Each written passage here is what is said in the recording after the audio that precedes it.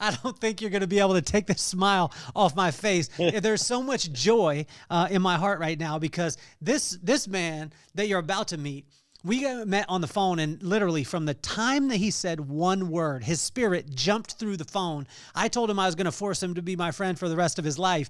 And, he responded right away. He was like, I'm in. And we talked and we set up a podcast, and we weren't able to, do it on that day. But now he's actually in probably one of the worst places in the world. It's not going to be a beautiful scenery at all. This man, in 2006, he took something that most people would say, like, oh, wow, it turned my life, and I turned my life around and turned it upside down. But he said, and you're going to see it on his shirt, that he, as opposed to adapting and overcoming, he adapted and destroyed all the barriers. This man is an absolute legend. The founder of High Fives Foundation, Mr. Roy Tuscany, is going to be joining us. So why don't we get this party started?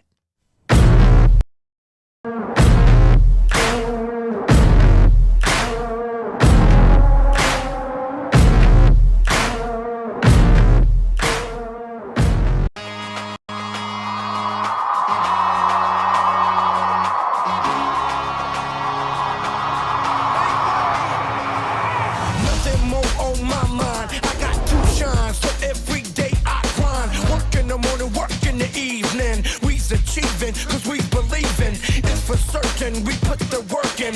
We ain't stopped just because it's hurting. Right before your eyes, so it's coming to no surprise. The takeover is televised. Over and over and over again. Make no mistake, we continue to win. Defeat never known, cause I will not lose. They wanna mimic my moves, but can't walk in my shoes.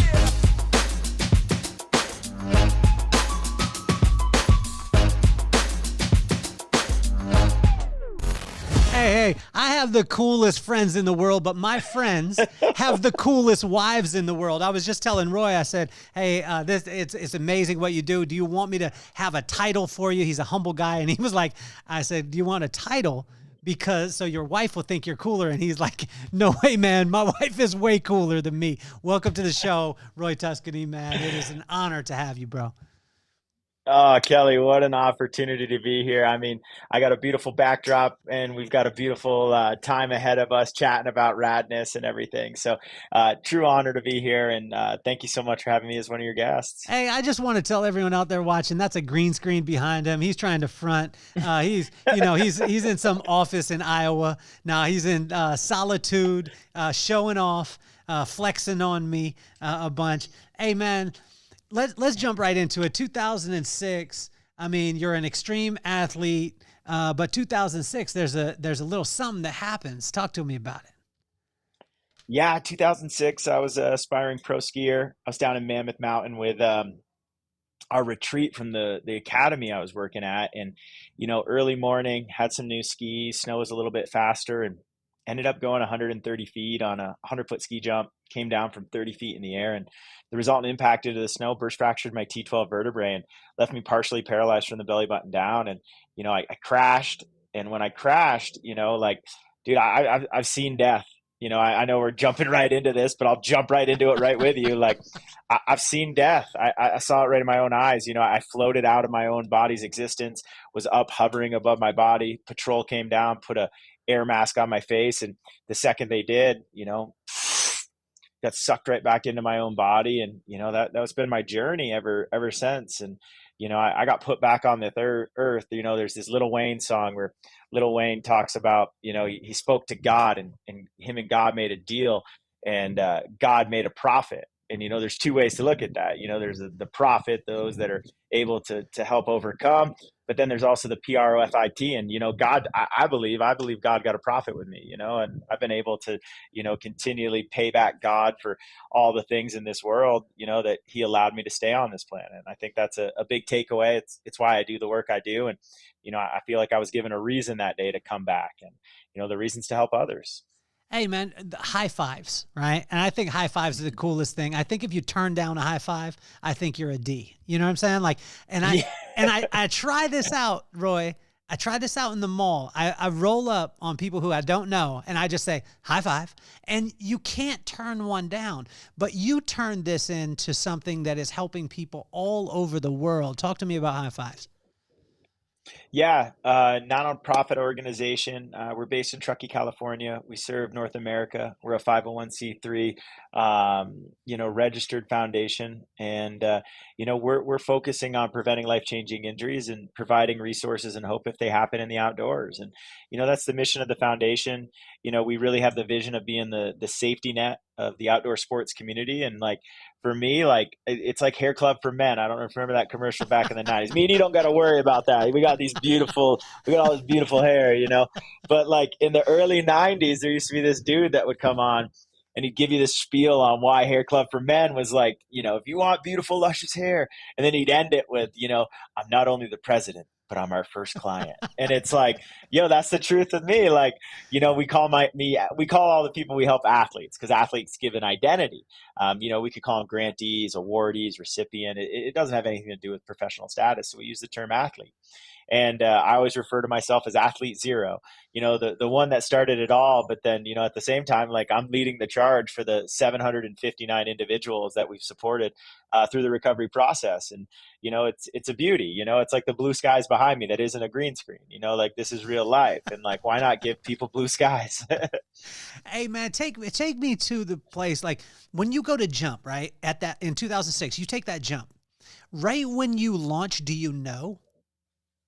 Oh, like, yes, like so bad. And like, I have reoccurring dreams of like, what did that impact feel like? And like, I have these dreams and right before I hit, God, I wake up.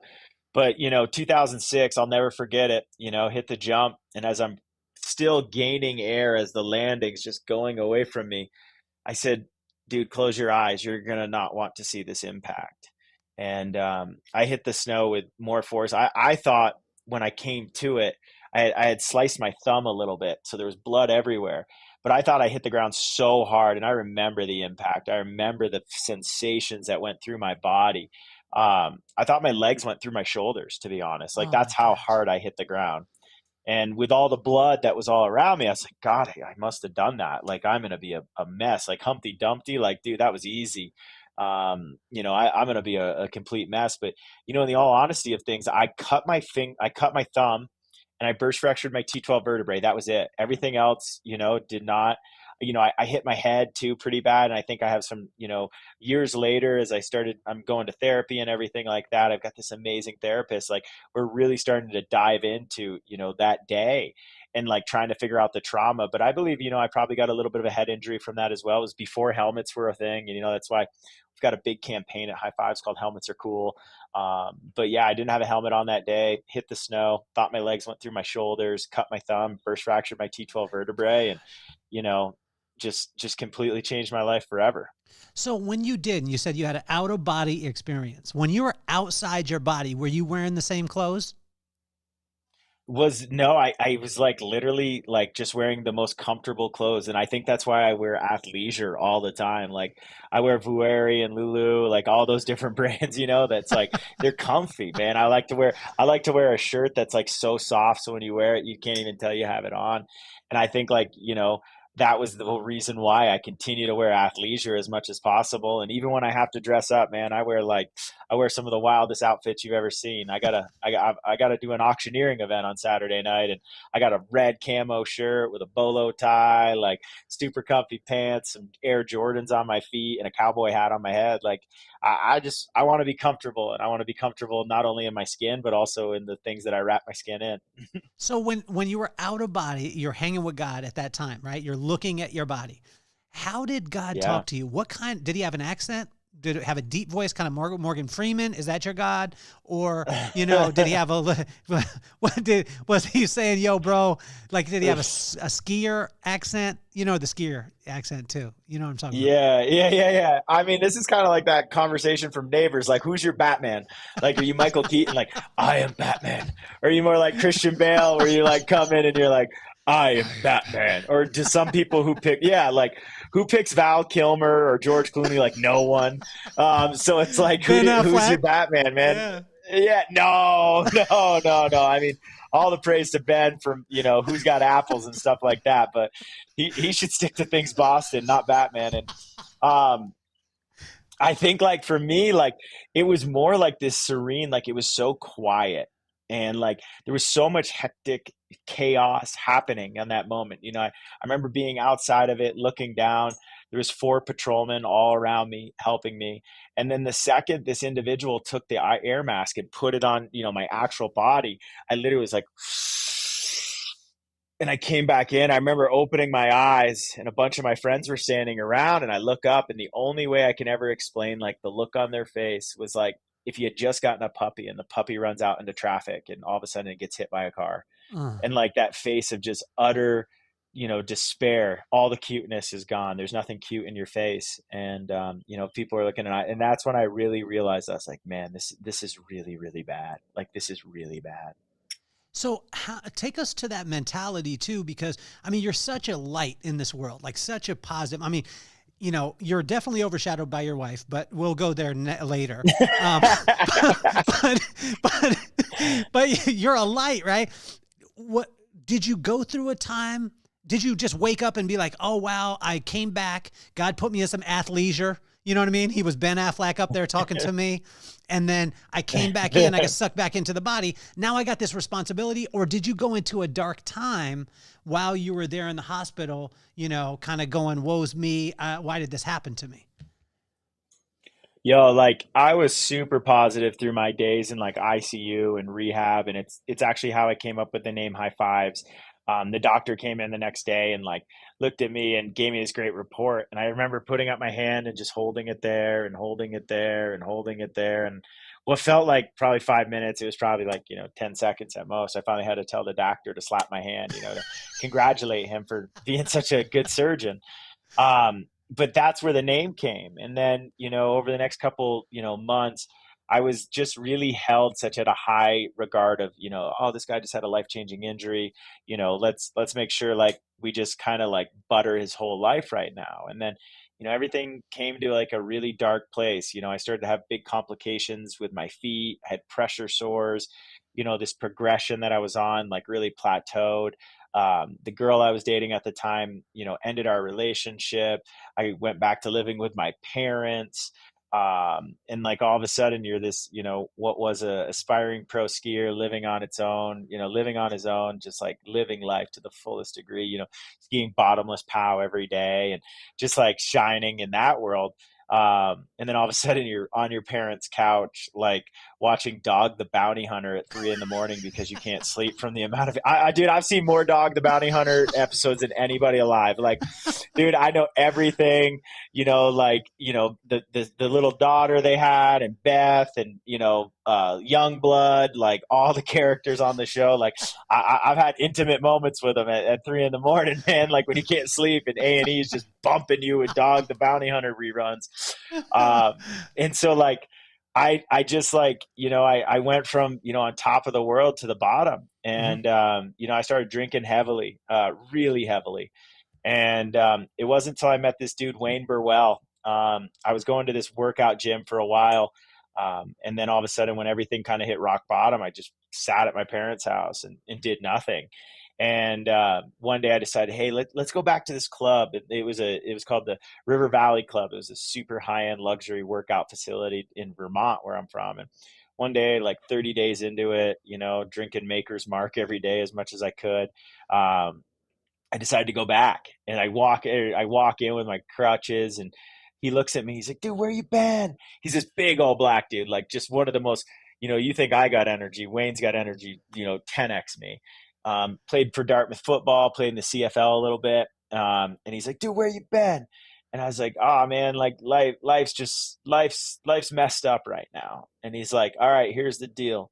You show up here every day at 10 a.m. and I'll train you for free, but you got to show up. And I was like, all right. I'm like, you're the most booked. Like I already tried to book with you and you told me you didn't have time. He's like, I got time now.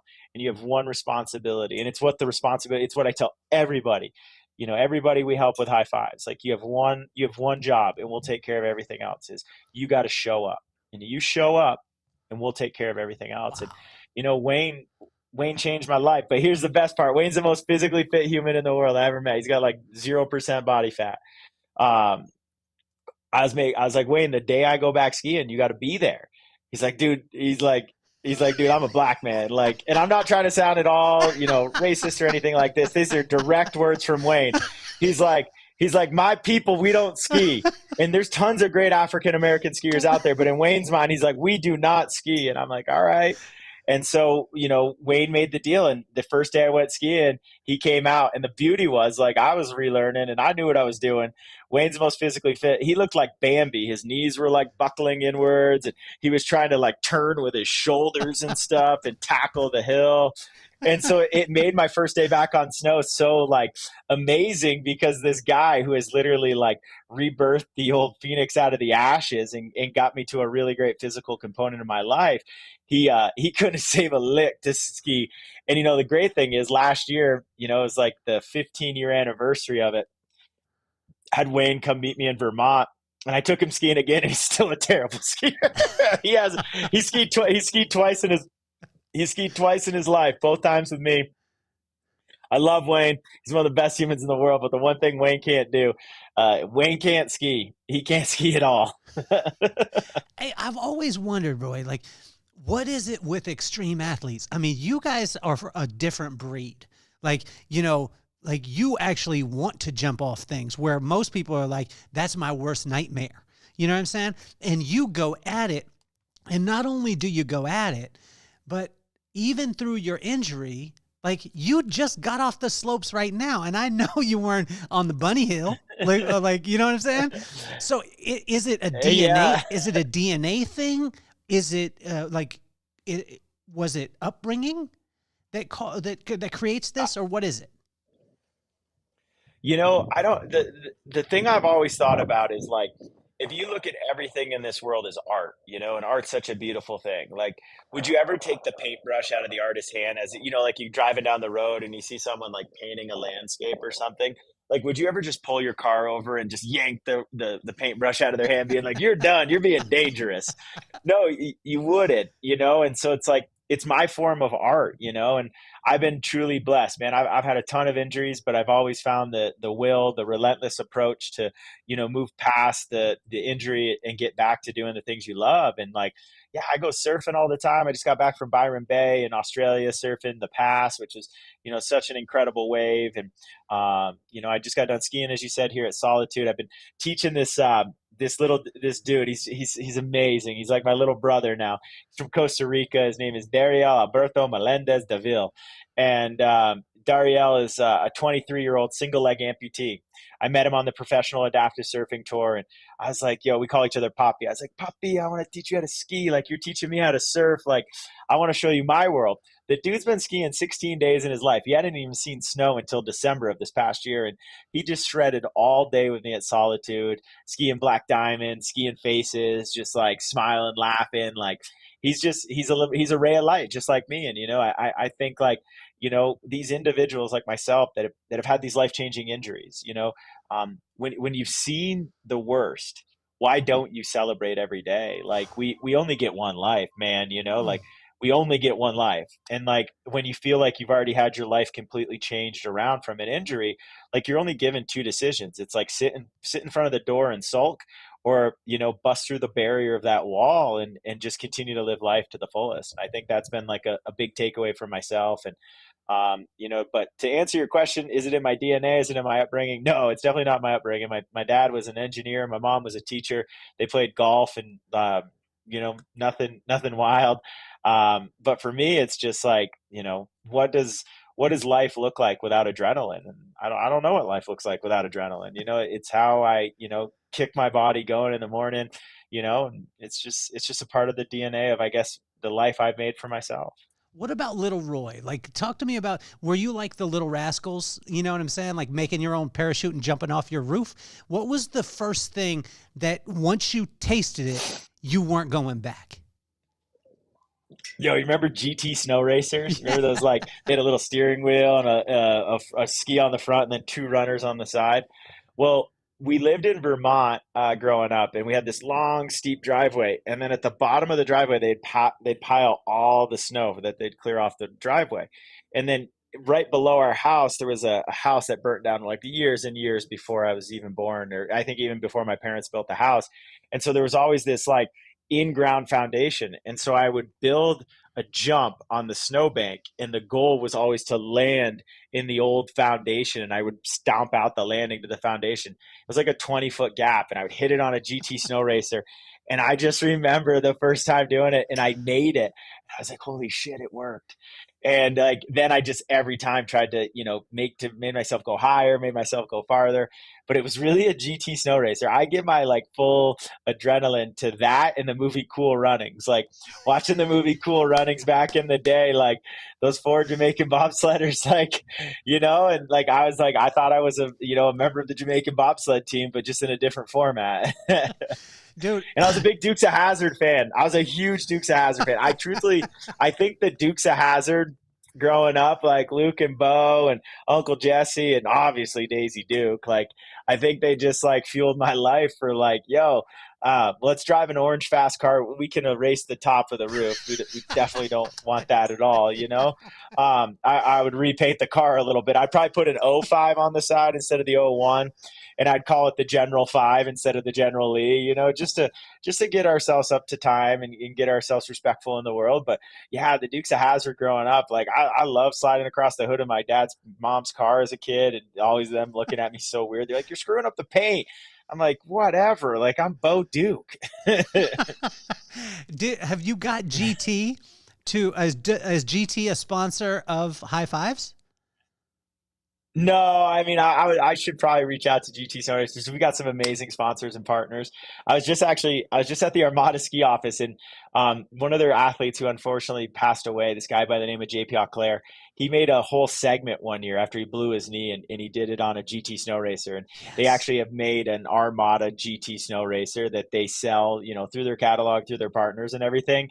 But yeah, I mean, that was my start into like understanding like how speed, ramp angle, and distance all like calculated out. And I have a mechanical engineering degree from the University of Vermont and mathematics minor. So like I understand how to write these equations and get yourself flying across the sky. So yeah, like it's been a fun, like wild journey of just like trying to figure out how to catch flight. But ever since 2006, getting in the air is not something that I'm really that amped about anymore. Now I just really try to go out when I ski and make the perfect turn. When I go out surfing, try to make the perfect shred. When I ride my bike, how to get on high as possible on the berm. Like it's just really like, how do I perfect the turn on all the different ways that I propel myself down the mountain? That's incredible. You know who I was just with a couple weeks ago? Who's that? Devin Harris. The captain, Devin Harris, the captain of the Jamaican bobsled team. No way! Come on, like from 1988. Yeah, the original. I just interviewed him at Secret Knock. I'm the co-host of Secret Knock, and we just had him there. And we just, he was on the podcast probably about a year and a half ago. And really, really, really nice guy. Amazing guy. Oh my God. If you want to just make one intro, and I know you got a million people in your world, if you want to intro to one person and let him know that I like formulated my life around like, feel the rhythm, feel the ride, stand on up, it's bobsled time. Like, I mean, come on. Hey, man, talk to me about the relentless part and the resilience, because there's a lot of, they're buzzwords today, but you're in a situation where you live that, like you live it all the time. Where did that foundation come from? Was that something that your parents were talking to you about? Did you see it exemplified with people around you before the accident? Because if you wouldn't have had some sort of foundation, there's no way, I don't believe you could have got through the things and continued on at the level that you're continuing. Yeah. So in high school, I was playing soccer and all I could do was toe the ball.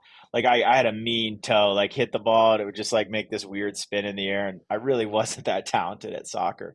And, but I could always run, and I could just run and run and run, and I would never stop. And one day, this guy by the name of John Kerrigan like saw how terrible I was at soccer, but how I kept on running. And he literally came up to me and he's like, "Hey man, like I have I'm the head of the cross country team here at the school. Would you ever consider running for us?" And I was like, sure. Like maybe I could be a star there. And over the course of my 4 years in high school, ran for cross country, and we ended up being the top rated public high school in America. We were ranked 22nd in the country. The 21 schools in front of us were all these private academies where they like went out and recruited kids. And this guy, John Kerrigan, it's called Kerrigan's Army. He's got like 38 state titles. I mean, he is literally like the Bear Bryant of I mean, he's the Nick Saban now, if we're just gonna go into it. Like my wife went to Alabama, so I gotta say go Roll Tide, even though I'm Roll from Tide. UVM. Roll Tide. Like there's so many people, oh, you're such a fair weather fan. No, my wife went there. Happy wife, happy life, Roll Tide.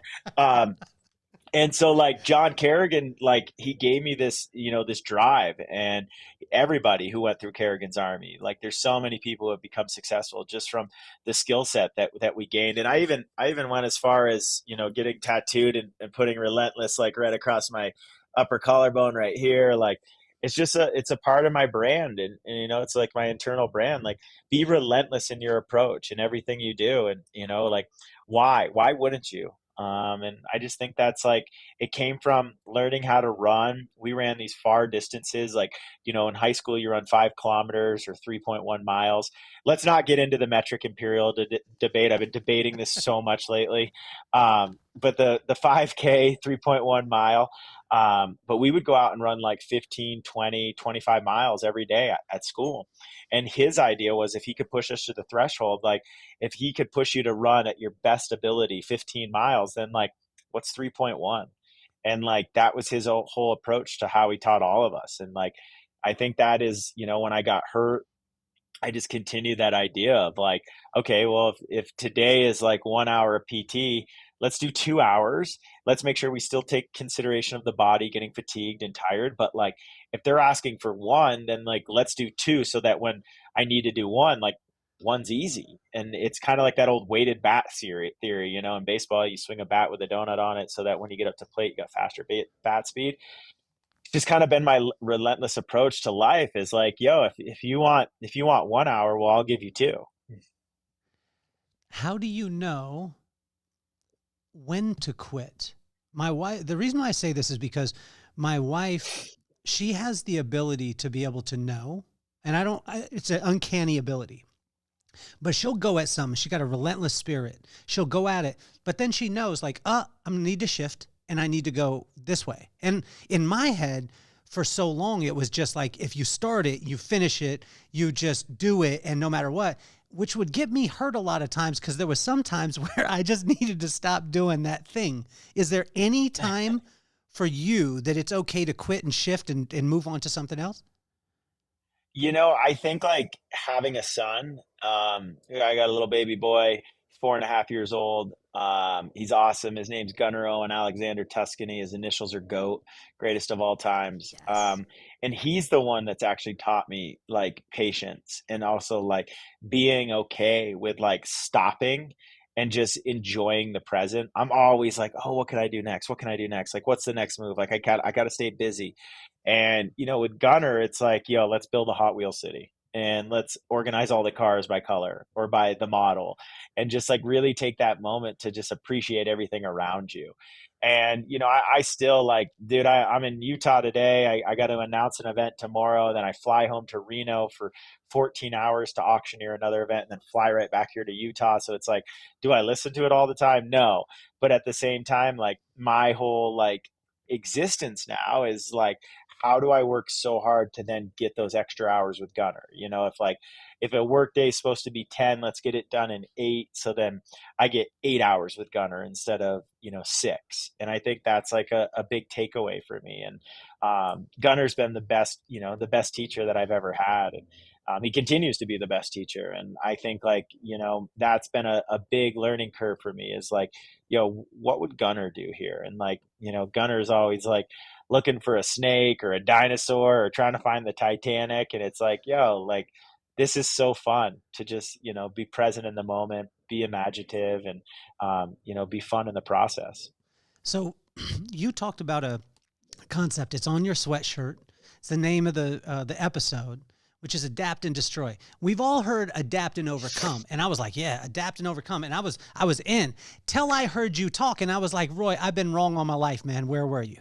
So, so, man, I mean, yeah, you shook me today, and sometimes, like, after I heard you, I didn't even want to be your friend anymore. I was like, this sucks because I knew this concept, adapt, overcome, adapt, overcome. You see this, overcome, and you were like, no, adapt and destroy. Help these people with this concept that shook me today. So it comes with like adapt and overcome. So that's like, all right, there's a wall in front of you. Like, how are you going to overcome the wall? Well, you're going to go find a ladder or a man lift or some really tall guy or a rope that you can get yourself over the wall with. Well, what if the next person in line, like, doesn't have arms or like doesn't have the ability to climb or, doesn't have that friend to pick them over the wall? So like, what if we just destroy the wall? We just punch right through it. And so then all of a sudden you're adapting, but you're destroying the wall, and then you're opening up the gates to everybody else so that regardless of it, it becomes an inclusive opportunity to get through. And that's where the mindset comes from.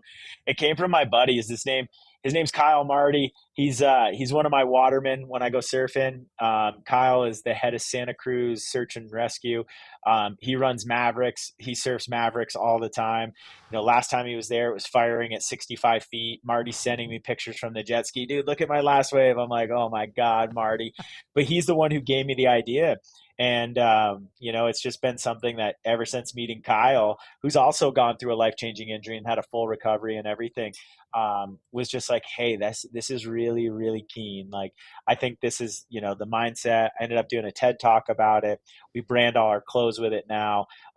It's a big part of, how we speak to folks through this life-changing injury experience is through this idea of adapt and destroy, because like, why not, if you're going to figure out how to do it, why not share that with everybody else? And if you can figure out the secrets of how to adapt, well, then share it with everybody. So then it becomes, something that almost becomes turnkey for the next person. Something that I've heard you say a couple of times that I want to dive into is you were talking about your friend who runs Maverick, or runs Maverick Search and Rescue there. You talked about another friend. You and I met through a friend named Lonnie Paxton, and I love that dude. I think I'm going to see him tonight. No, I won't see him tonight because he won't be on the FNL field. That joker is, I mean, he's bigger than life anyway, but then he hits me like I'm his size. And he hit me the last time on the FNL, and I swear he about knocked me out. But he had stepped on my foot on purpose and then pushed me, so I couldn't go anywhere. But we met through Lonnie Paxton, 3-time Super Bowl champion. This man is an incredible human being. But you're surrounded by incredible human beings all over the place. How important is it to connect and make true friends as opposed to just looking at transactional, opportunities? We use this term at High Fives called the Ohana, which is that circle of people you're talking about. Ohana is the Hawaiian word for family, the family you get to choose, not the family that you're given. And like I'm an only child. My mom passed away through cancer at a young age. My dad got remarried, and like me and my dad are super close. But still, like when I really look at my family structure, it's me and my dad now. And that's not a family. Like, how do you get through life with a family of that size, And I got a great stepmom too, Jane. I love her. But like when it really comes down to it, it's like I had to create my own family to get myself through all these different moments and to get myself into all these experiences. And so we use this thing at High Fives called Ohana, and it's like it's the driving force of what you're talking about. Like I don't want to just, I know thousands of people. They say that the human body can know 150 people. I think I know 1,500. But of those 1,500, like there is a select group that I always keep around myself, because like when I have experiences, like I want to share it with them. And when you share it with them, like you have these everlasting moments of just absolute joy. And like joy is something that we get to experience. And when you get to experience joy, like why not get to do it with people that just make you, glow from the inside out? And I think that's like been a big takeaway. Is like, I know I need help to do things, but if I get a little bit of help here, a little bit of help there, like I'll turn it into a billion every single time. Well, it's been amazing because to be able to see you find your, let's call it your thing, right? of being able to bless others, but it came through something that most likely you wouldn't have chose, a 130-foot launch on a 100-foot ramp. But that Yeah. switch, I mean, and it really turned into that message. Is that something that you're conscious of every single day, or sometimes do you just kind of get in the motions? There's definitely motions, but like the one thing that I think's been like super beneficial for me lately is like I hired a spiritual coach. I meditate every morning. And like during those meditations, like, your mind can wander, your mind can go into all these different places, but like it always like circulates around something. And then I swear, like my spiritual coach is like a part of my meditation at times because then she'll send me my spiritual reading for the day. And all of a sudden I'm like, how did you know? Like, are you kidding me? Like, how did you know what's going inside my head today? And, I think that's really been something that like helps me ground myself. And like, I know like when I'm off, like if I'm all of a sudden off for a day or two, it's like, yo, you haven't meditated in the last couple days. And like, it's really been a big place for me to understand more of who I am, but then understanding that this whole life is a connection, and it's a frequency, it's a vibration. And when you can get your vibrations and your frequencies to align from what you're thinking internally to how you're experiencing life externally, and then tie it into spiritual, it really gives you the opportunity to really live life, and you really get to experience it, and you really understand that there are no coincidences. Life happens so fast, that like if you don't literally try to slow yourself down to get to understand how you're connecting with the world, then you're missing the beauty of life. Talk to me about some pinch me moments through this High Fives Foundation, through all the things that you're doing, because honestly, like, I mean, I was taken back a couple of minutes ago when I said Devin Harris, and then, well, number one, like, I mean, when I said Devin Harris, you were like, who? And I said, Cool Runnings. Oh my gosh. I was shocked that you didn't know him, because you know everybody in the world and everybody loves Roy. I have got more calls from my boy Lonnie, like, hey, you got Roy on the show yet? You got Roy on the show yet? He's calling me, and you know, Lonnie, if you're out there, you didn't respond to my text message 2 days ago, and I know you talk to Roy every day, so I need to get in that circle, is what it is, Lonnie. But when you're getting around and I mean, this is normal to you now. Like, some of the most Yeah. extreme people are normal. Is there pinch me moments for Roy right now? Or is everybody, because I have a pinch me moment hanging out with Roy, but do you have them? Yeah. I grew up loving Travis Pastrana, like more than anything. Pastrana was just like when he did that double backflip in LA inside the stadium and everything. I was like, oh my God, this is the birth of something so big for an individual. And earlier last year, when they relaunched Nitro Cross through Dana White's production, in one day I got to meet Dana White, who literally I text with now, and it still like blows my mind away that Dana White replies to me, and like we talk. I wouldn't say like we're close friends or anything, but like I can text Dana White. But I met Dana White that day, and then Pastrana was there giving rides in the new e-car through Vermont Sports Rally Car, who are really good friends of mine. Connor Martell is this incredible driver that his stepdad runs it. Lance Smith is one of the coolest individuals. Without Lance Smith, there would be no rally car in America.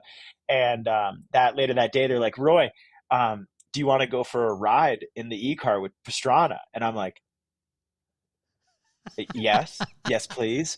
And so I got to go around Speed Vegas in an e-car with Pastrana, and like he didn't hold back. And then I got to go around with Connor Martell, and just got to experience the most electrifying. And yes, they are electric cars, but it's electrifying, the way these cars move. And I got to do that, and it still is the most biggest pinch me moment of my life, because it's like, dude, you got to hang with Travis Pastrana in his element, doing his element, and like experiencing it the way Travis Pastrana experiences it. And I think like that's one. Another has been, I'm a big NASCAR fan. I love NASCAR more than anything. I think NASCAR is the greatest sport in the world. Their marketing, their way they build like, interactions between people, the drama that they create with the drivers and stuff like that.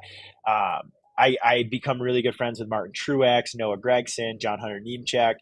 These are all drivers in the series that are at the top of their game, and like I get to experience life through them. Noah's one of my closest friends. You know, Noah went through some stuff last year, and he ended up coming to volunteer for the foundation for weeks on end at many different adaptive camps that we hosted as he was battling kind of a personal downfall. And now he's back on top of the sport. He's driving the 10 for the Stewart Haas family.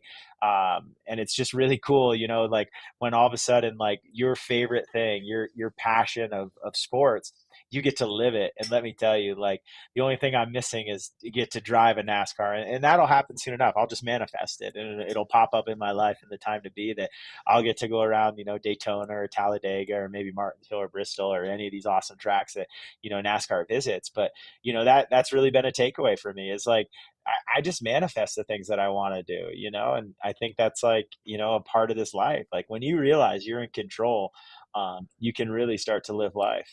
When you start to get close to your heroes, like a Pastrana was a hero for you, you know, things like that. What did you realize about the people? Oh, they're just human beings. They put their leg through a hole and then the other hole too, and they put their pants on the same way you do. They have issues. They're happy go lucky humans, but they also, you know, they go into valleys every once in a while too.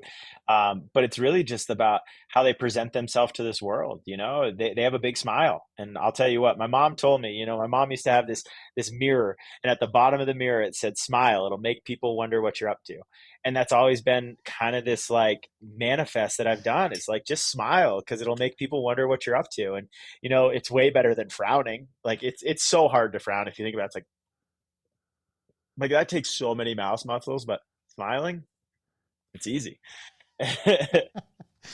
So you've broken so many barriers, and it was interesting to hear about, like, you know, you didn't surf before the accident, but you surfed after the accident. What are some of the other barriers that you're seeing now? I mean, it's one of those things to be the kind of underdog, right? You see there again, there's walls or barriers all around. We start knocking them down.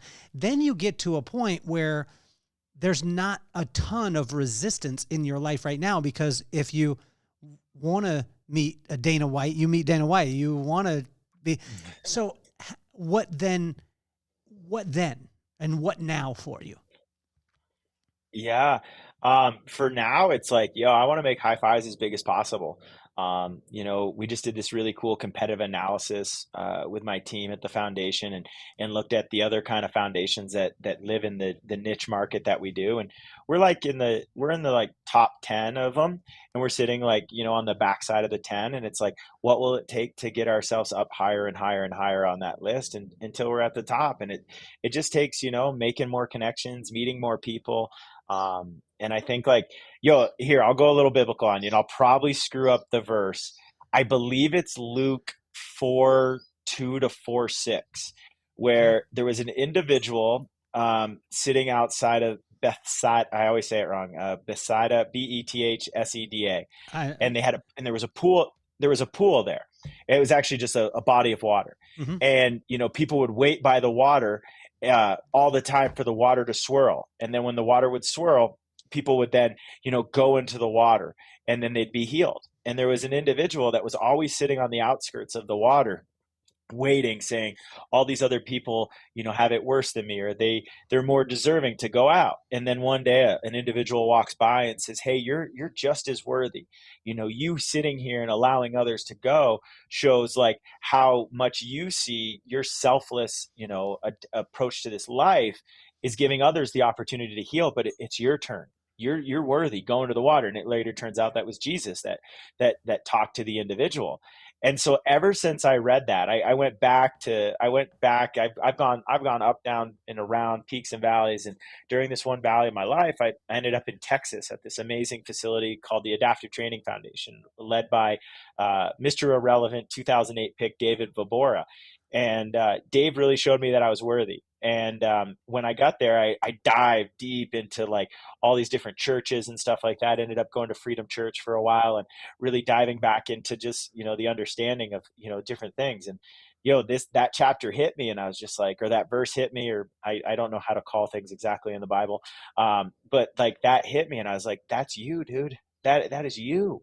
and you need to get in the water and you need to experience it and allow that water to heal you like you're allowing everybody else ahead of you that you always put ahead of yourself. And ever since that, it's been a big part of like my understanding of healing and my understanding of like finding my true purpose is like, yo, we're all worthy of this healing water. And we never should rank ourselves like in the severity of an injury, because we're all worthy to heal.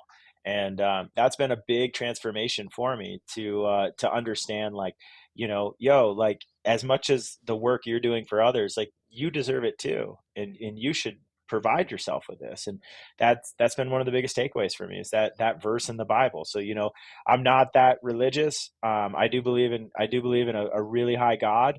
But like, if God wants to swirl the water in front of you, get in the water.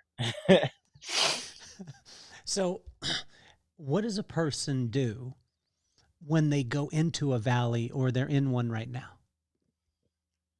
Oh man. I think like the biggest thing is, we're human beings. We're supposed to interact. Like find someone that you can interact with. Find someone that you can, vibe with, that you can create frequencies of change with, and get yourself out of there. Because I'll tell you what, like when we fall victims to ourselves, like we're not going to be the best versions of ourselves. We start to, go from the mindset of like, why is this happening to me, instead of how we should be thinking at every moment, which is, why is this happening for me? And I think that's like a really big thing for people to understand, that when you're in these valleys, like look at the situation. And if you can swap the word to for for and understand, why is this happening for me? And then you can start to realize, okay, cool, this is happening for me so that I can become a better version of myself, or I can have a set of tools that'll allow me through this process. And I think that's really been a big, turning point for me, is when I've realized in, hard moments to say, hey, like, why is this happening for me? And that's something that really has changed my whole way of getting myself out of a valley. Now, I still bang my head up against the wall. I still say dumb things all the time, but, that's been something. And then the other is get yourself a therapist. Like therapy's cool. Therapy's really, really cool. And when you can figure out that like there's nothing wrong with you, but we're all constantly working to find the best version of ourselves, well, it takes someone to help you on that journey. And so, therapy's cool. Get yourself a therapist. Roy, when you get to the top of the mountain, and there's been times where you're at the top of the mountain, there's been times you're in the valley. What I've found is when you get on the top of the mountain, how can a person prepare while they're on top of the mountain to go into the inevitable valley that's actually going to come? Yeah. I mean, it's a reciprocal journey that we're always on. When you get to the top, you know, every single thing is like the old Newtons, for every, positive reaction, there's going to be an equal and negative reaction that comes with it. Is you've got to remind yourself that, you are worthy, you are enough. And the reason you were at the top before is because you are who you are. And I think that's been like a big thing for me, is like, when you realize and you look at, okay, in the scope of things, like, how do I fit into this, chess game? Do I want to be a pawn, or do I want to be the king? And even kings have had the valleys, but, kings always stay on the board last. And it's like, how do you stay on the board last? And I think that's something that I've always thought about. It's like, I don't want to be a pawn. I want to be a king, and the Latin, definition of Roy is actually king. And so it's like, it's embedded in my name. It's embedded in my, theories. It's embedded in the mindset that I have, is that, if you're going to be a king, you've got to be able to operate as a king in the lows and, in the highs too. With kings too, they have unbelievable integrity. You're wearing something right now that if you're watching, you can see it. If you're listening to us on Apple, he's wearing a hat that says Melon on it. And this company has the highest integrity and has some of the coolest products in the world. But I mean, the products aside, how cool the company is and the heart and soul of it, why is it so important for you to align with brands that not only have phenomenal product, but have the heart and soul that you align yourself with? I met Brian McConnell, the founder and CEO of Melon, back in like 2016, like as he was bootstrapping the brand, and I met him. And the day I met him, he was like, dude, I'm so into what you do. Like, this is so sick. Like, you're such on the same path as I am, not taking no's, and no is just the first negotiation to a yes. And, Brian and I have always resonated with each other. And Brian is just someone that I've always believed in, and the wildest thing is like my other really good friend owns a hat company too called Big Truck. And like his name's Galen Gifford. And Galen's just this massive force of energy and everything. And it's like, people that own hat companies are really awesome. I also got a buddy named Chris Bavino who owns Ski Town All Stars, which is based in Vail, Colorado. And he's bigger than life too. And it's like, I don't know what it is about people that make hat companies, but Brian, Galen, and Chris are three of my favorite people in the world, and they all own a hat company, and they all do it to the highest standard and highest degree. But with Melon, like, there's just something about it. They really care about everything from the way they do things to the way they follow up. And I think like Brian has assembled an amazing team around himself. I mean, he's got Scheckler on it. He's got so many rad names. I got to meet Ryan Scheckler. Ryan Scheckler's foundation gave us money, in the pinch me moments.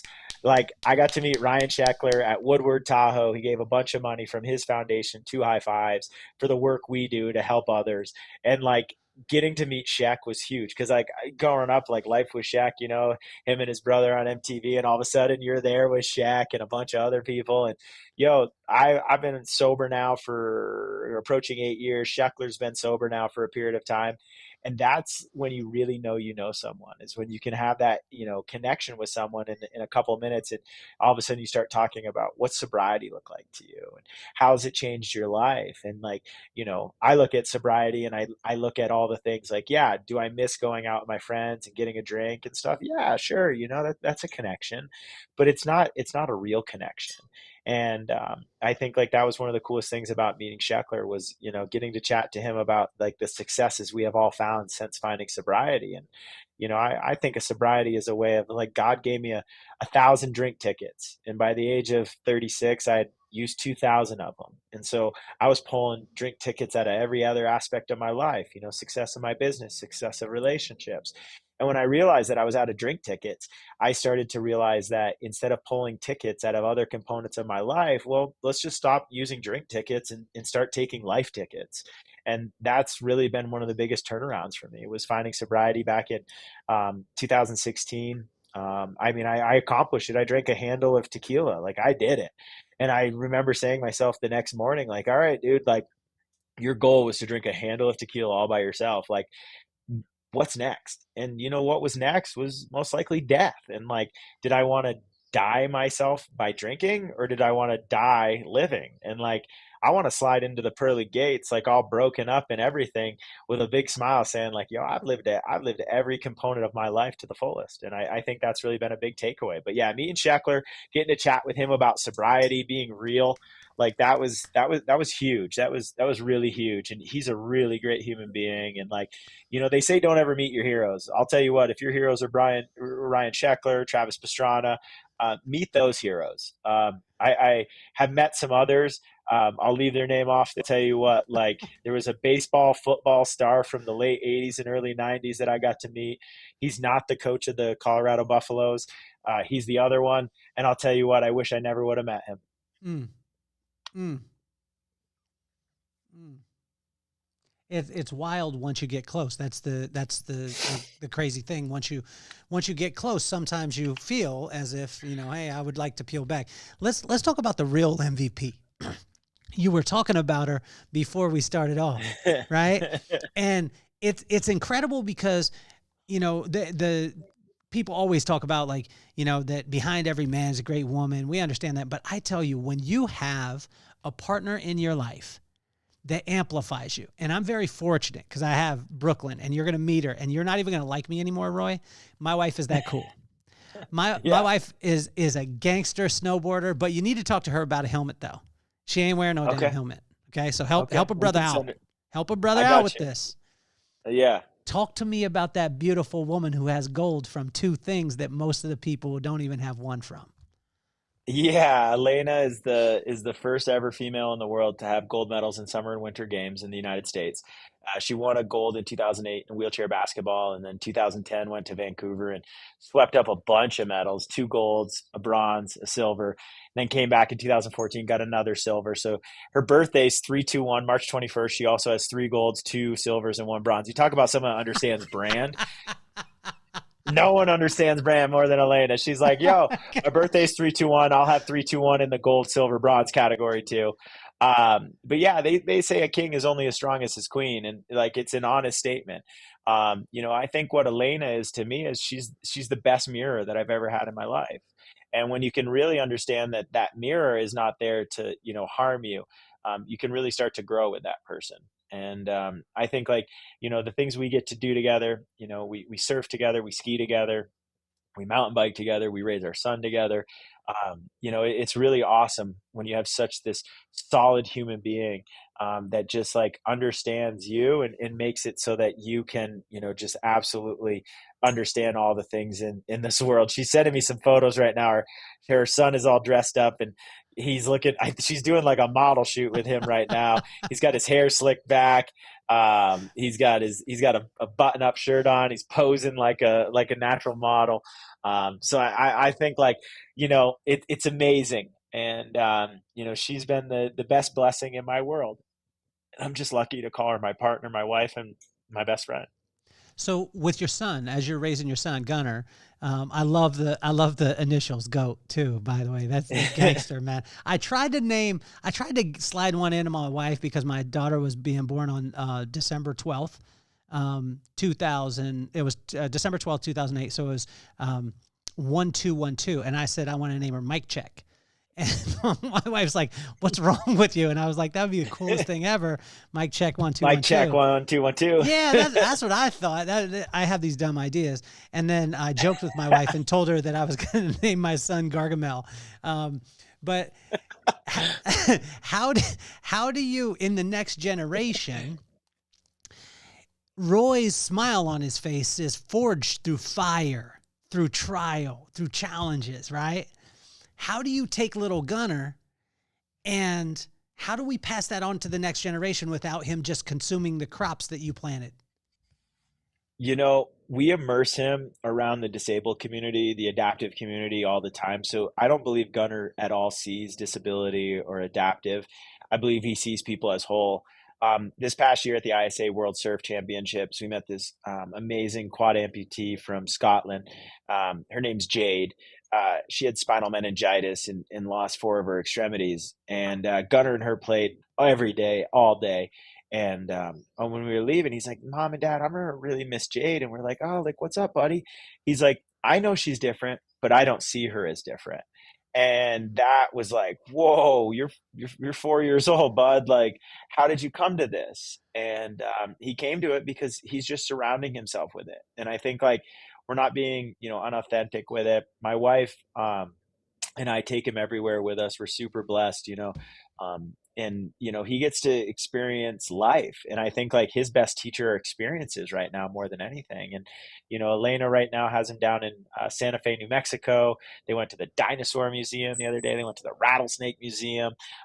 He gets to truly live these experiences instead of being like seen or told what these experiences are. And I think to me, that's like the beauty of his upbringing, the beauty of who he is like his entire learning right now is built through experiences. He gets to experience them, with all the sensory, eyes, feel, smell, touch, taste, all those things. And I'd rather, raise my son that way, than any other way, because like, if we're not learning from experiences, well, what are we learning from? They keep erasing history all the time. They keep changing textbooks. So it's like, are you even getting the real story? Like, we don't even know. And like, I'd rather him get all the experiences with his eyes and with him being immersed in those moments. And I think that's like one of the coolest things that we've been able to do as a family is like give Gunnar endless experiences. And when we give him endless experiences, well, he's just going to become this, endless, like kind of like infinity almost for life. He's going to have an affinity for life. And he definitely does already. And he's not even 5 years old. So take me through the nuts and bolts of High Five because, take me through a year. And obviously it's an outline kind of thing, but a lot of times people will hear about a nonprofit or they'll hear about, with you registered 501c3 and congratulations on that. But sometimes they don't understand like the depth of the things that you're doing on how to be able to impact these, what you call athletes, throughout the year. Take us through the nuts and bolts of it. Yeah, High Fives is in its 15th year. We raise our money through individuals, corporations, and fundraising events and non-government grants. And through that, we're able to create experiences. We host 28 adaptive camps throughout the year in 5 different disciplines of sport. We have a motorsports division in Glenwood Springs, Colorado that modifies Can-Am 100 turbos with hand controls and everything. So anybody with a disability can drive them and get to the top of the mountain. We partner with an amazing program called Motodemption, which modifies motocross bikes so anybody can ride a motocross bike again. We take folks skiing, snowboarding, surfing, mountain biking, and we take people fishing out in the middle of the ocean and on some of the most beautiful rivers in the world. And what we're trying to do is like that old saying, like, don't just like give a man a fish, like teach him how to fish. And so folks with disabilities, in this adaptive community, equipment's expensive. Having that community to get you out there is sometimes hard to find. And so we like to break down the barriers that, really exist for those people. The mindset, adapt and destroy, like give the person a piece of equipment, give them a great community to teach them how to do it, and give them the idea that safety is super important. We are where we are because maybe we weren't safe that day. And so that's been like a big takeaway. And it's an endless, year of just continually giving people the ability to experience life again through sport. Sport's a byproduct of community. So when you get people back into sport, they get reconnected to community. And if we can reconnect people to community through sport, well then, there's this amazing Netflix documentary called Resurface, which is about veterans with PTSD. And in there, they're using surfing as a tool instead of giving them or prescribing them some drug that's going to mask it. They use surfing as the prescription to get them through tough times. And there's this saying in it, or not a saying, it's a line in the movie that goes, if we've got veterans looking 2 to 3 days out about what the surf report looks like, well then we don't have to worry about them killing themselves.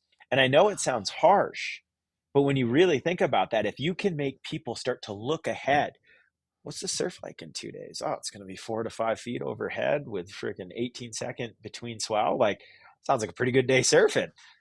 Let's go surfing in 2 days. Now they're looking forward to surfing in 2 days. And because they're surfing, they're a part of a community. And because they're a part of community, now we're humans interacting with each other.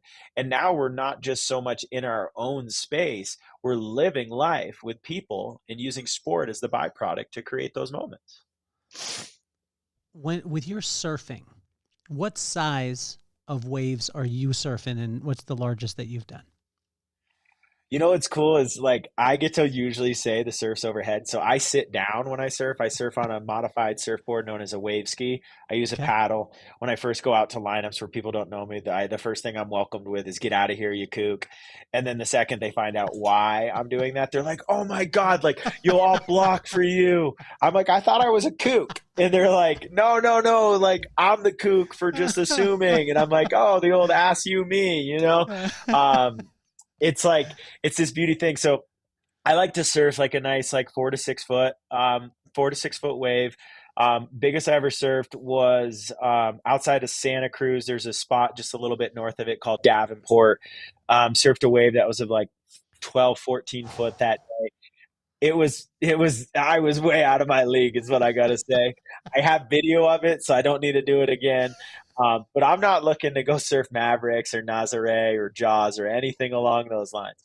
I like warm water, no wetsuits, Florence Marine board shorts, and just surfing. And I'm looking to make, I'm looking to swerve on the wave, in the green room.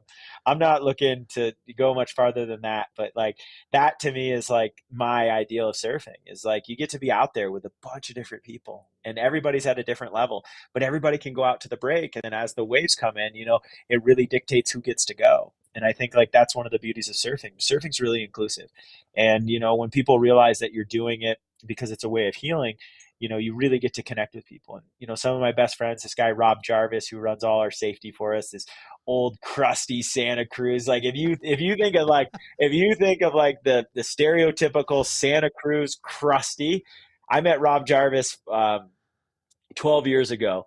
And he's a part of the Night Fighters, which is this group of Santa Cruz locals that are protecting the truth and the legacy of who Santa Cruz is. Rob, I'll just be honest, was a fucking asshole. And, 12 years later, Rob is like, I'll go through hell and high water with Rob. I'll bust down anything with that dude. because Rob will do the same for me. But it's like, you know, all these times when we get these people that are like, oh, I'm going there so I can help change all these lives of these people. And they're going to be so stoked after I change their life through giving them surfing. And then after a day, and in Rob's case too, and now we've seen it with more and more people that Rob brings in all these crusty Santa Cruzers. And all of a sudden it goes from, oh, I'm going to change this person's life to, my life's been completely changed because of the way these individuals are living their life. And maybe I'm not living my life the right way. And, you know, Rob is just like, I mean, Rob is like, he's as close as it comes to my heart. We have this joke when I first met him. I was like, Rob, don't you get 200, keep 200 feet away from me at all times. I don't need you around me. And now the rule is, yo, Rob, you have to be within 150 feet of me at all times. And it's like this amazing thing that I've built with this guy. And, you know, it's like, it's so cool. Like, Rob was a crusty effing asshole in Santa Cruz. People still talk about that Rob. And now everyone like just loves Rob. And like, it's because like his life's been changed from this, and it's a blessing. What's the next sport? What's the one that maybe you haven't taken on? I mean, you did mountain biking and you had your friends take you up the hill, and then you were like, skip that. So I'm going to build my own bike before e-bikes were even there. You did this on your own. Yeah. And then you jump out, you do surfing. We got surfing, we got skiing, we've got mountain biking. What else? You know, a lot of people want to get me into, you know, jumping out of planes and stuff like that. But the most traumatic event ever in my life, I was at a golf tournament, and I watched Eric Rohner take his last breath in a really bad skydiving accident. And that's one thing I just, no, I still would love to get through that trauma that's still embedded inside of me. So I don't see myself flying. I don't see myself jumping out of planes. I've done it. Yeah. It's amazing, and all the respect to everyone who does it. I think really the next sport for me is I want to be a coach for my son's baseball team. He just started getting into baseball. And I think the next sport that I want to get into is being a coach for Gunnar as he starts to look into baseball and stuff like that. So I think the next sport for me is, you know, it's really slowed down. It's not even me participating in the realm of actually trying to be good at it. It's me trying to make sure that Gunnar's just having a great time and smiling and enjoying it and getting a great leader through myself or whoever the other coaches may be. So I think the next sport for me will be a baseball coach for my son is what I'm hoping. Now, Rob, have you seen this hobby horsing? Hobby horsing? What's hobby horsing? You haven't seen hobby horsing? No. This is, I tell you, Roy, this is the most ridiculous thing I've ever seen in my life. And I believe that it's only white people that do it. They take it. You know what a hobby horse is? It's a horse head with like a broomstick on it. Okay. And they put it between their legs like they're riding it, and they run and jump over steeples, and they compete. I swear on my life. Yo, Roy. I've picked on people LARPing. I can't jump into something like that. I've been pretty harsh to folks that LARP. Dude, because I'm like, I can't get down with LARPing. Yeah, that's what this is. This is a formal version of LARPing, you know? You know, it's like harping, horse action real playing or whatever like that. I don't see myself getting into hobby horse. And so you don't think you'll do a retreat with hobby horsing? No. You won't add that to the extreme? No. Like, I can't even believe this shit's real, to be honest. Like, that's the messed up thing about it. Dude, like, I'm going to try and find it. I'm going to have our producer try and find it because I want to bring it up because I send it to my friends all the time and they literally hate me because I send it. Hold on. They hate me because I send these things to them on Instagram, but it's a real one. Okay, so what are the ages? Now, Roy, if I find out that you're doing hobby horsing and I haven't been there, then I'm calling shenanigans. I'm calling shenanigans on you because I brought this to you, and I am the one that helped you to understand how awesome hobby horsing is. But help me with this though. Help me with this. What is the ages of athletes that you're working with? Average age is 28 of those that we support, but we help anybody that has a life-changing injury. The youngest ever applicant is 2 months old. The oldest other applicant is 78. And we've been able to, help everybody in there. I say 8 to 88, is like our demographic. Anybody that, sustains a life-changing injury while pursuing some type of dream in the outdoor sports, if it's just, going skiing or riding with your family, or if it's, trying to be like my boy Grant Corrigan, who was the first individual to ever ski into the South Pole on the 100-year exploration of the South Pole by pushing himself 100 nautical miles in a sit ski. That's the crew that I want to help.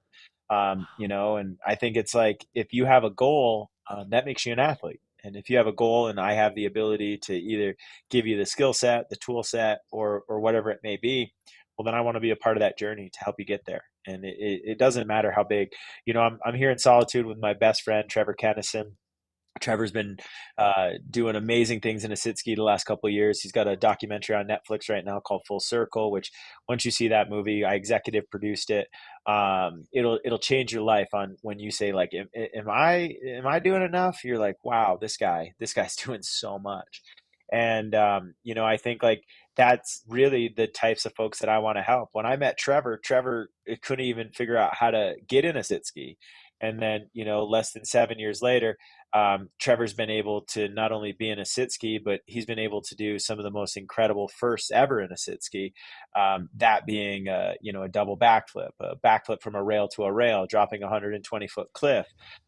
Trevor's done all those things. And I think like that's, a part of who I am, is like giving people that opportunity to, be their best version of themselves if they're able or not able-bodied. And I think like, that's what I like to see done, is like, how can I help influence people go be the best, version of themselves, regardless if their legs work or if they don't, or if they're missing a leg, an arm, or whatever it may be. Like, we're all potential, and it's how we decide to turn our potential into kinetic. And I think like that's a big thing. Is there anyone else? Because you said that Pastrana was a hero. NASCAR. Yeah. You said that that's the greatest sport on earth. I think there are going to be some people that are going to argue that, especially I'll argue with you any day, Roy, especially with the emergence of hobby horsing. So I mean, if there's a NASCAR driver that hobby horses, then that's the greatest sport. If you got a NASCAR driver hobby horsing. Okay. I'm going to get one of who's your number one NASCAR guy? Like, who would be the guy? Who would be it? My boy, Noah Gregson, drives the 10 car. Like, so Noah's the man. Noah Gregson, you can hear me out there. Yep. Noah Gregson. We are going to have a hobby horse competition. You and Roy. I can't run that well, so I can't jump, I can't run, so it's going to be a very slow. It'll be like that sport of like competitive walking, but with horses between our legs. It's going to be boring as can be, and Noah ain't going to let me win because it's a race, and he's a great racer, and he'll just like cut myself off or something like that. I'm gonna adapt and destroy, because I'm gonna knock these walls down and bring hobby horsing to the forefront. I'm telling you, I'm gonna send this to you on Instagram, man. And actually, I can't wait. Okay, hold on. I'm gonna send it to you right now on your phone. Do you have your phone with you? I do. I got it right here. So I'm gonna send you this. I want the viewers to see your reaction, because you got to go on this and see this. Okay. It is the most ridiculous thing that I've ever seen in my life. And I can't believe it's real. There's parents cheering. Do you see it? I'm waiting for it. I got a little bit of a slow connection here, so it might take a second, but I decided just to Google it, and there's a championship for it. Are you kidding me? I mean, I got some friends right now. My buddy Galen that runs Big Truck, his daughter's all into like equestrian stuff, and like we've talked about like what's the cost of this. I mean, this looks affordable. This looks very affordable. This looks very affordable. You need like a good like seamstress and a dowel, Oh my and you can God, get dude. yourself a top of the line, a top of the line horse. Like my wife went to the Kentucky Derby and she got to meet all these people that like own from the from over in Saudi Arabia and stuff like that. And they're talking millions and millions of bucks. I mean, I can get me a top of the model hobby horse for like $14 if I go to Michael's or Joanne Fabric. But imagine how many people have always wanted a hobby horse and they've never had the opportunity to. And Roy, you can make their dreams come true. You know what I mean? Oh, I can't wait to. Oh wait, here's the one you sent me. Let's see. Okay, but did you see the steeples? I love that. No, the best part is the name of this. Just a reminder: stay motivated. If you try hard enough, oh my God, they got up. What? I'm out. I can't jump, and like I'm already a danger to society when I walk. But if they're, oh wow, what the? They have like outfits too. Whoa, come on. Oh my God. This is unbelievable. Like, yeah, if you have not experienced hobby horsing, you have to see this. And what's great about it is everyone listening is going to be on their phone, so it's going to show up in their feed the whole time. oh my God, I cannot believe this. Like, the honest truth is like I heard breakdancing's coming to an Olympic sport and they're looking to add more things. Like I'm waiting for hobby horsing to show up on that ballot to say, hey, 2032 or 2030 or whenever LA's 2028.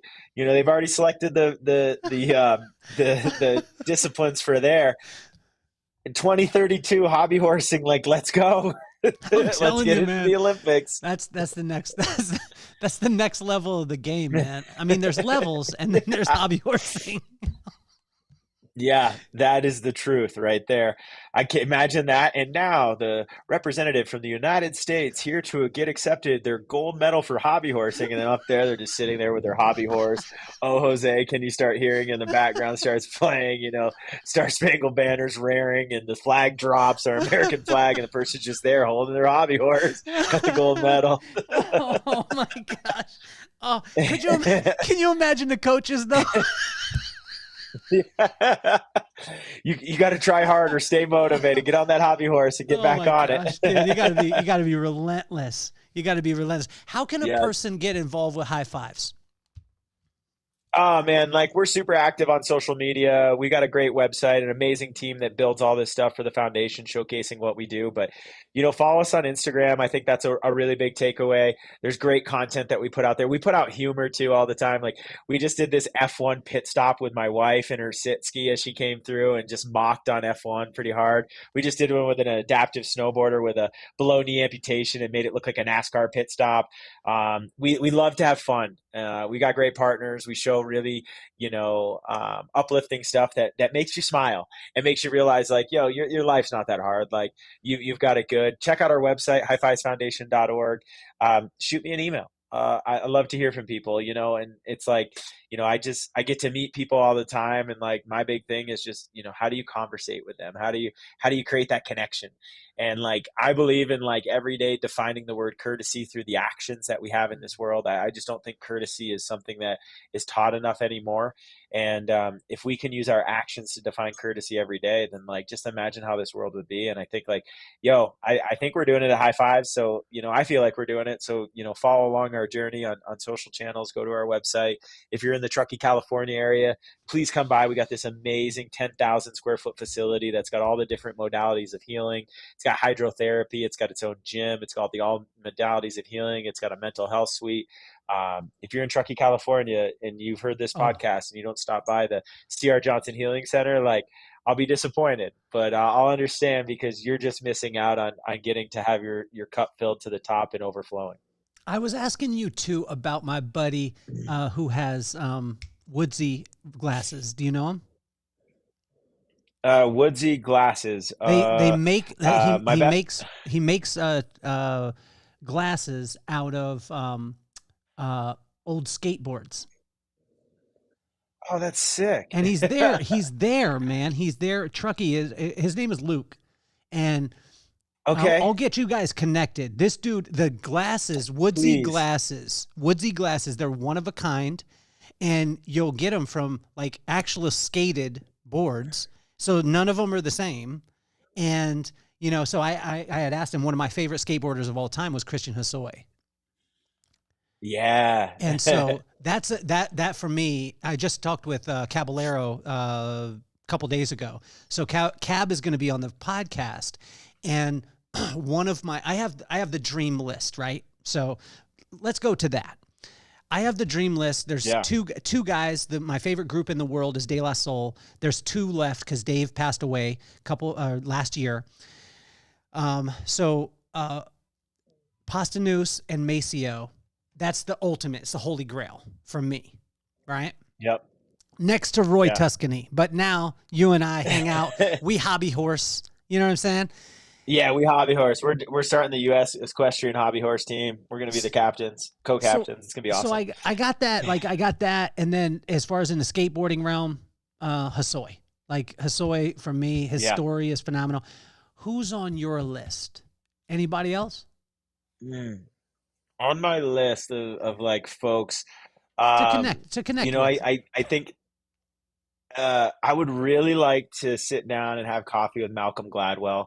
I take a lot of the stuff that he talks about in his books and use it. Like he's the one who really hit me with, you know, it takes 10,000 hours of doing something to become a master or becoming the best at something. So that's always resonated with me, that like once I hit 10,000 hours, I would really like to meet some other folks that would fall on my list. Let's see.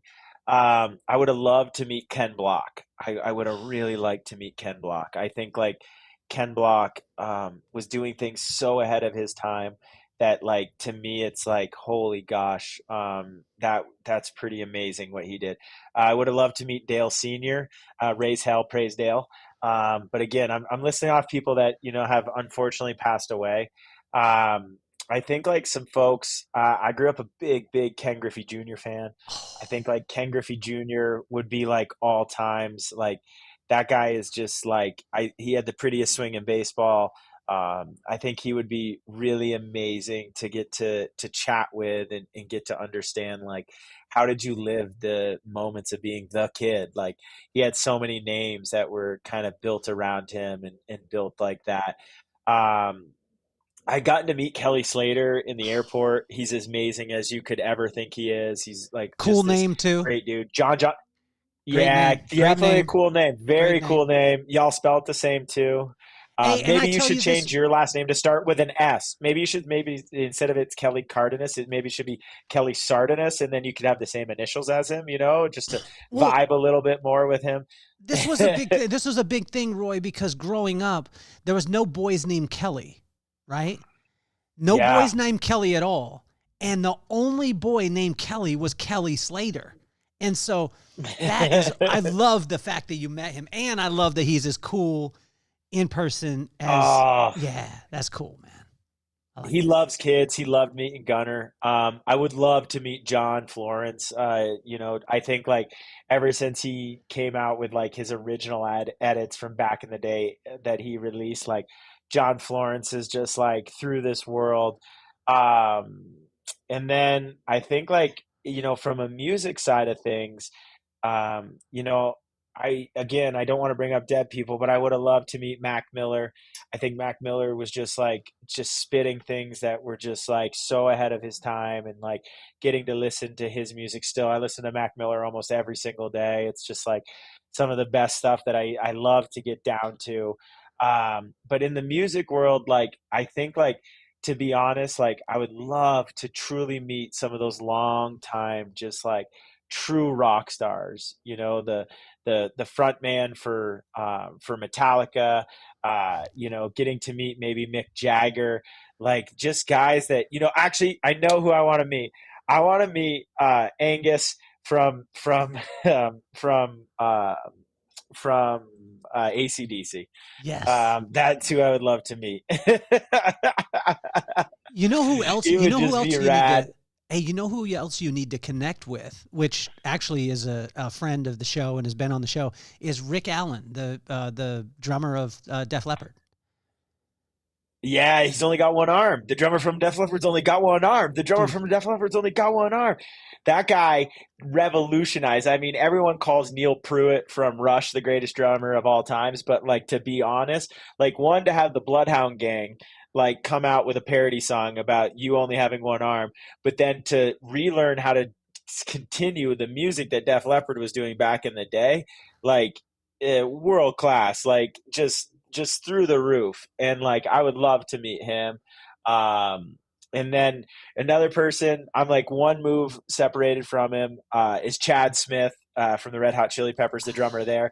I just his parody with Will Ferrell on the Jimmy Fallon show where they pretended because they look alike, and so when they parried, when they pretended to be each other, like that to me still is like the funniest thing, and like the way Will Ferrell acts and everything. Paul Rudd, I would like to meet Paul Rudd because my wife would love that. Back to my wife.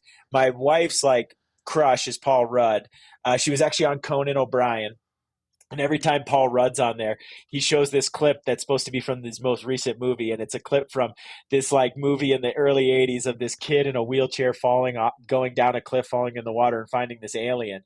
And when my wife was on Conan O'Brien, she had just gotten done her illustrious career in Paralympic skiing, fastest woman clocked in a sit ski. And they were supposed to be showing a clip of her skiing. She did the Paul Rudd and threw that. And like Conan was speechless. And like he took a couple seconds to say something. He's like, I want to tell everyone she did. This was not my doing. This was her doing.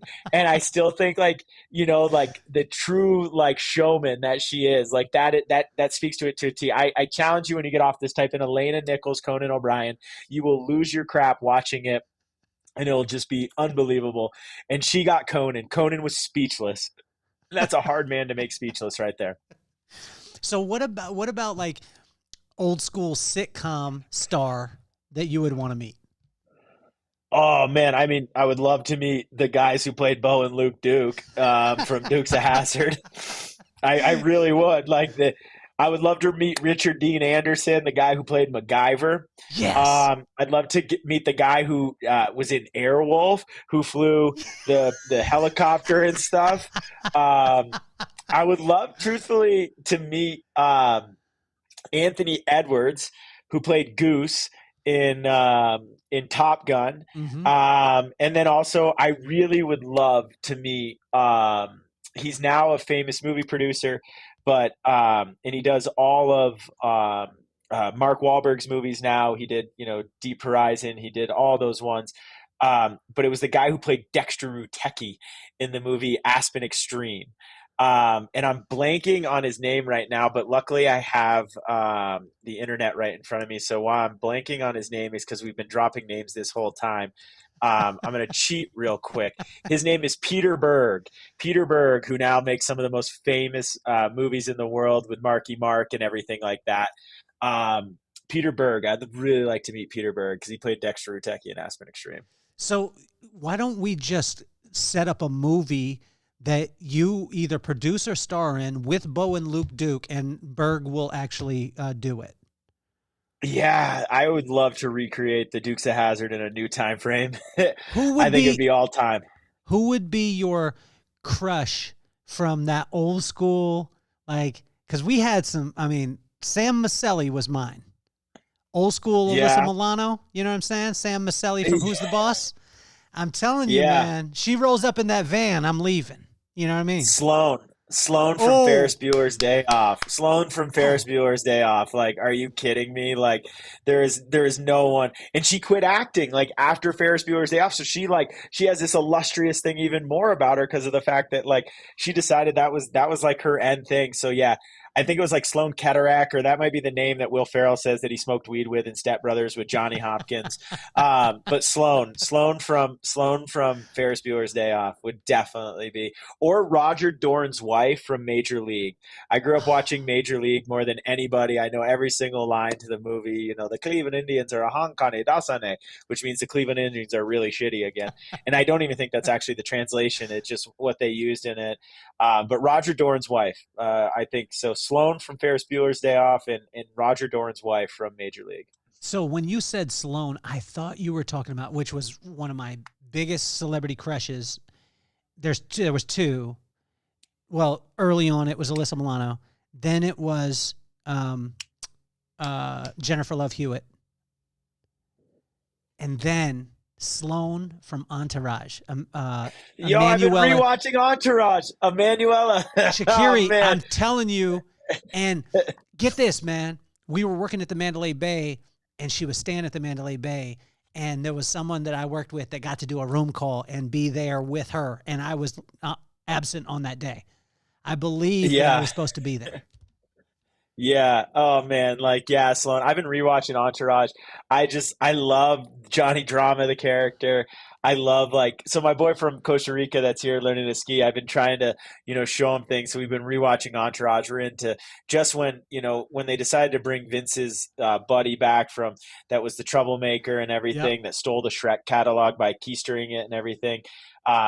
We've been rewatching Entourage, but yeah, E had no idea. E was so out of his league. They say always marry up. Like if that was a real life scenario, like E was the catalyst of the saying of like marry up, man. Like because like dude, you're way out of your league with this one. But yeah, Entourage, I love that show. It's just like if that was really Marky Mark's life or whatever it was, but Vincent Chase, baby, like let's go.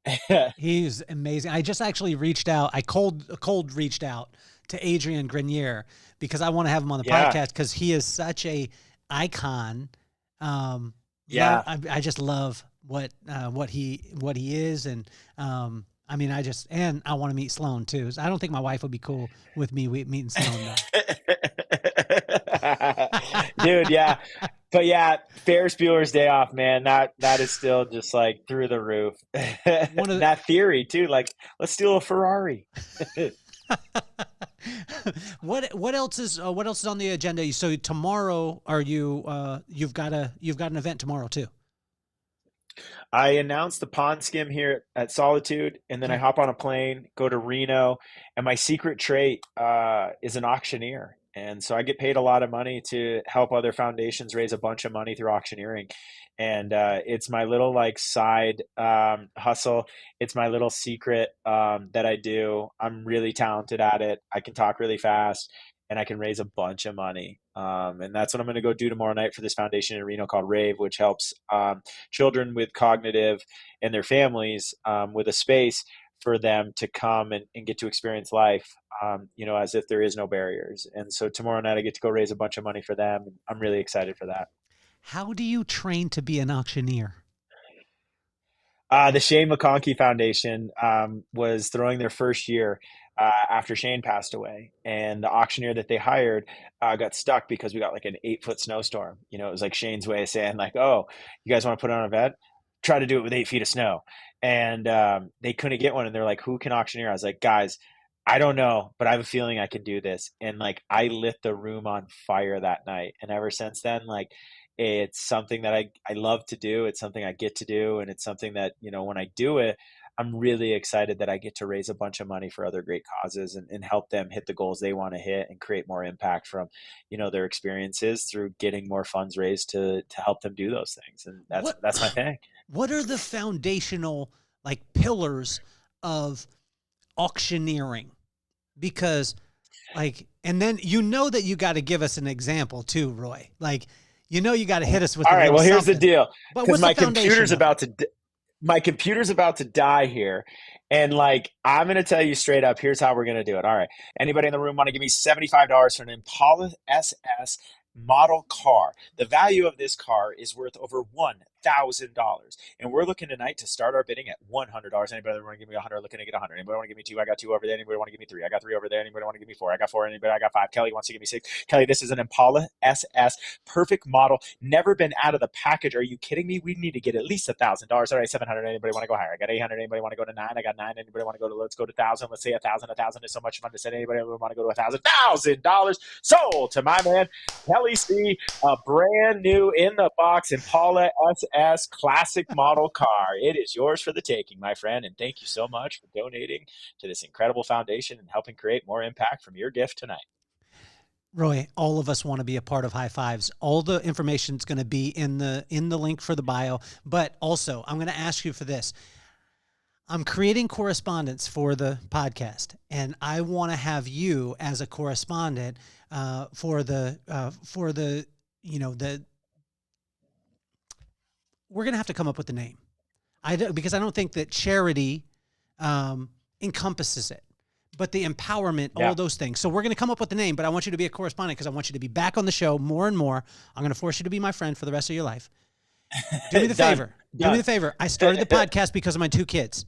You got to go quick. Yes. Maddox and McKenna. What would be your advice for Maddox and McKenna, and use both their names? All right. My advice for Maddox and McKenna say it one more time. McKenna and Maddox. All right. McKenna and Maddox. My advice to you is to do the same thing that my mom told me, which is smile, because it'll make people wonder what you're up to.